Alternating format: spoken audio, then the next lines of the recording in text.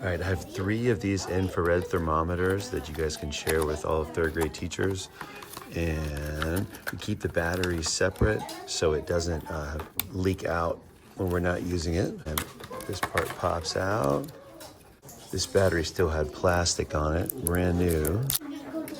Plug it in. Battery fits in the handle like that. And that closes up, snaps closed. There's some instructions here. Basically, you just pull the trigger and you aim at anything, and wherever that red dot touches, it'll tell you, let go, the room temperature versus my skin temperature. So cool.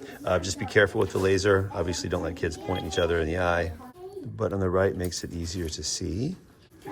When you're done using it, you just pop the battery out. Put this back in.